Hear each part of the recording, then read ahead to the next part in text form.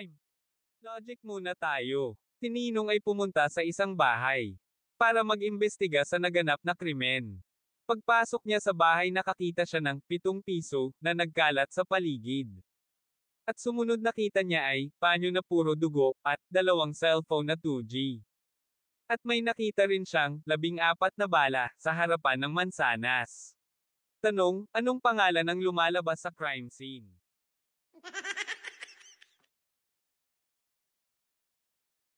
It's Moto Joke time. Short jokes. 1. Ballpen. Dok, bakit po may thermometer kayo sa tenga? Nako, kaninong puwet kaya ng pasyente na iwan ko ang ballpen ko? 2. Gupit. Sir, anong klase gupit po? Yung uka-uka, masagwa at hindi pantay. Sir, ano po yun? Hindi ko alam yon. Anong hindi, ganun ang ginupit mo sa akin last time. 3. Nawawalang palda. Oh, anak, kahit ano mangyari huwag kang bumitaw sa pagkakapit sa palda ko. Mahigit ng 1 oras nang mapansin ng nanay na wala na ang kanyang anak.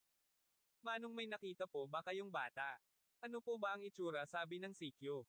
Sagot ng nanay, may dalang palda po. 4. Yaya nagpaalam sa amo. Ma'am, magpapaalam po sana akong magbakasyon sa aming probinsya. O sige, nakapagpaalam ka na ba sa sir mo? Opo, nauna na po siya, doon na lang daw po kami magkikita. 5. Globe. Miss, globe ka ba?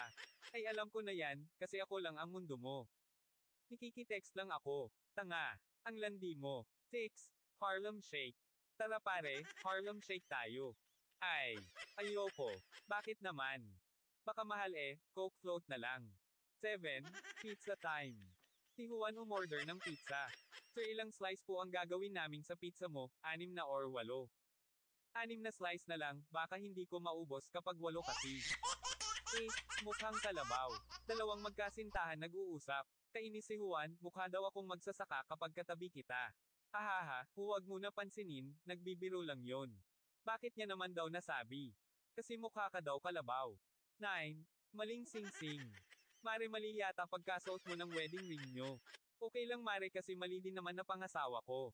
10. Report card. Patingin nga ng report card mo, anak. Hiniram po ng kaklase ko, tatakutin daw niya ang nanay niya.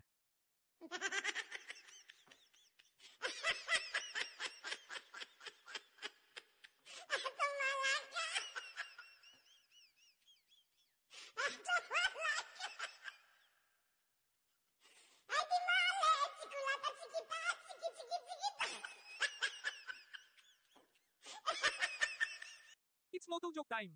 Motivational quotes. Hindi lahat ng bagay sa buhay ay may sense, tulad ng love life ko. Kapag may nagtanong kung may boyfriend ka na ba, sagutin mo ng Miron, nagpapanggap lang na wala. Masama bang magpakatotoo? Sabi ng bago kong t-shirt, medium ako. Pero alam ko naman sa sarili ko, large ako.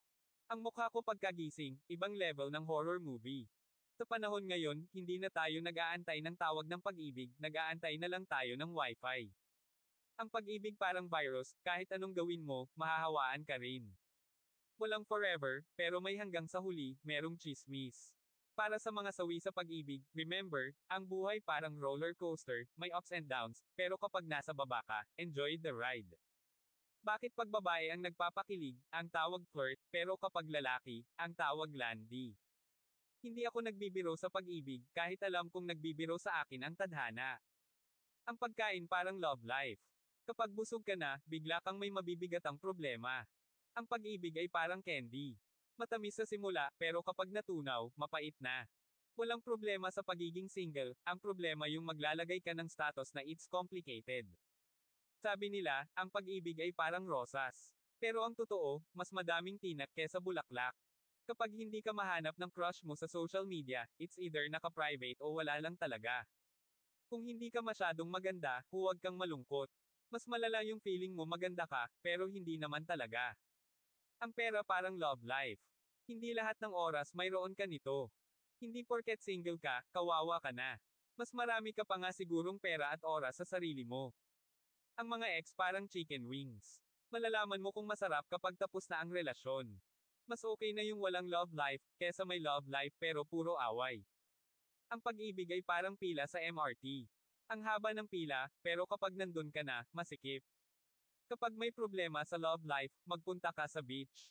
Malay mo, yung problema mo, nandoon lang din sa ibabaw ng buhangin. Hindi porket maganda ka, ikaw na agad ang bida. Baka naman kasi, pang supporting role ka lang. Hindi masama magpakatotoo sa sarili, pero wag mong idaan sa social media. Baka kainin ka ng buhay mo. Kapag may crush ka, huwag ka magpaasa. Hindi lahat ng nagugustuhan ka ay may balak magpakasal sa'yo. Ang pag-ibig ay parang gatas. Kapag hindi ka lactose intolerant, ay enjoy mo lang. Kapag nagtataka ka kung bakit wala kang love life, baka kasi hindi ka nagmo-move on sa crush mo nung grade 1. Hindi naman kailangan ng love life para maging masaya. May chocolate, ice cream, at Netflix naman. Ang pag-ibig ay parang math. Hindi lahat naiintindihan, pero hindi ibig sabihin nun hindi mo na dapat gawin. Para sa mga single, enjoy the time alone. Mas marami kang pagkakataon mag-decide kung saan kakain at anong papanoorin. Ang love life ay parang traffic sa EDSA.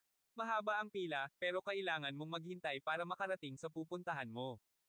Hindi porket may crush ka, kailangan mong gawing World War III ang pakikipag-agawan. Respect begets respect.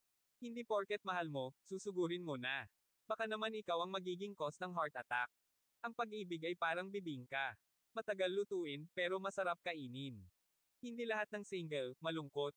Mas marami pa nga sa kanila ang masaya at fulfilled. Kung hindi ka naniniwala sa love at first sight, baka naman second sight pwede pa. Ang love life ay parang weather. Hindi mo alam kung ano ang mangyayari sa susunod na araw. Kapag in love ka, siguraduhin mong hindi ka lang na in love sa itsura at katawan. Baka naman nagkakamali ka ng pinapangarap. Hindi lahat ng bagay sa mundo, dapat I explain. Tulad ng feelings ko sa crush ko.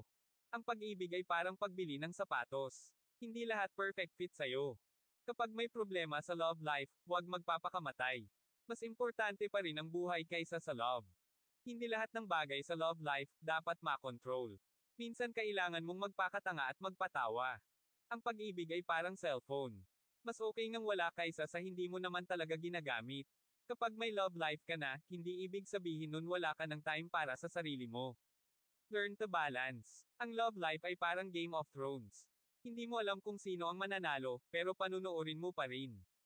Hindi lahat ng maganda sa paningin mo, pwede mong makuha.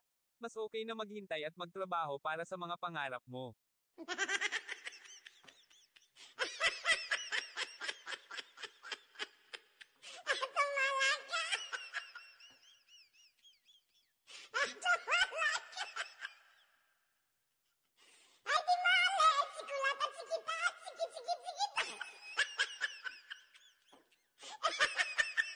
It's Moto Joke Time!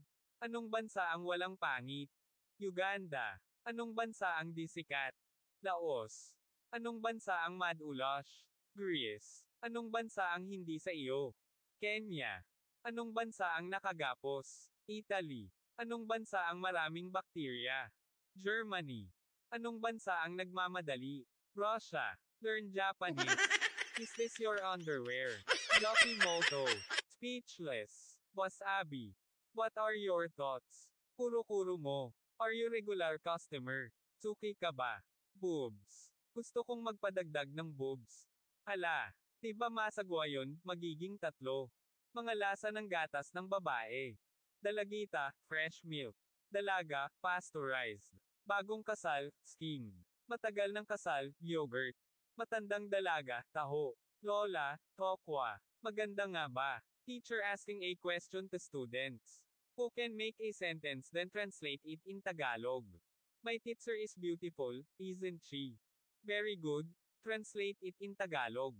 Ang guro ko ay maganda, maganda nga ba? Espiritista, di ba ang hiling mo ikulamin ko ang misis mo para maging baboy sa sex? Effective ba? Okay sana, kaso naging 12 ang dede niya. Nakakapagod. Wrong send of the day. Pare huwag mong kalimutan dalhin ang kondom ha. Love you. May bata na nasa bubong binubusohan ang magsyota. Girl, paano pag nabuntis ako? Boy, bahala na ang nasa taas. Bata, hala. Bakit ako? Nanunood lang ako. Facelift. Pasyente, magkano ang facelift? Doktora, complete treatment ay P145,000. Pasyente, mahal. Ano bang pinakamurang treatment para magmukha akong bata? Doktora, eto coupon, 20 pesos lang. Confess. Dad, may confess ako, bakla ako, huwag mo akong bugbugin please. With Kaloud baka mahir tayo ng Mudrames. Kapag dalawa lang tayo, carry mo akong tawaging mother. Ulam.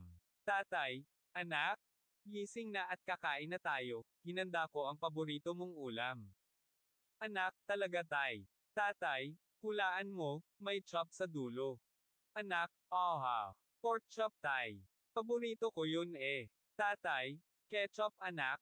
Sige kain ka na. Kabilang section. Kuro, sino si Jose Rizal? Juan, di ko po kilala. Kuro, ikaw Pepe. Pepe, di ko rin po kilala. Kuro, di nyo kilala si Jose Rizal. Pedro, ma'am, baka po sa kabilang section siya. Ipot, lintik na ibon yun. Iniputan ako. Sir, sandali lang po kukuha ako ng toilet paper. Wag na. Paano mo pa mapupunasan yung puwet nun nakalipad na? Tanga ka talaga. 10 feet. Erap, may gift ako sa'yo from India. 10 feet na snake. Pause. Niloloko mo ba ako? Di ako ganun katanga, wala namang fit ang snake. Question and answer jokes. Bakit maswerte ang kalendaryo? Dahil marami siyang date. Bakit malungkot ang kalendaryo? Kasi bilang na ang araw niya. Anong puno ang hindi pwedeng akyatin? Di yung nakatamba. Ano ang similarity ang utot at tula? Pareho silang nagmula sa poet. Ano ang pwede mong gawin sa gabi na hindi mo pwedeng gawin sa umaga? MAGPUYAT. Ano ang pagkakaiba ng biology at sociology? Pag ang sanggol kamukha ng tatay biology yun, pagkamukha naman ng kapitbahay ninyo ang sanggol, sociology yun. May 3 lalaki ang tumalon sa tubig, ilan ang nabasa ang buhok? Wala kalbo silang lahat. Ano ang maraming sakay jeepney o ambulansya? Siyempre ang ambulansya. Kasi, ang jeepney ay 10-10 lang ang bawat side, samantalang sa ambulansya, madalas na 50-50 ang sakay. Bakit gising magdamag ang mga bampira? Kasi nag-aaral sila para sa kanilang blood test. Ano ang makukuha mo sa baboy na magaling magkarate? Pork chop. Bakit kailangang lagyan ng gulong ang rocking chair ni Lola? Para makapag-rock and roll siya. Ano ang binibigay ng doktor sa ibon na may sakit? Treatment.